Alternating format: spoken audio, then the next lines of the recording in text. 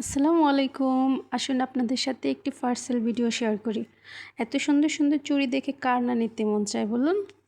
আপু আমাদের পেজ থেকে প্রায় অনেকগুলি চুড়ি নিয়েছে। আপুকে আলাদা করে ধন্যবাদ না দিলেই নয়, আমাকে বিশ্বাস করে এতগুলো চুড়ি নেওয়ার জন্য।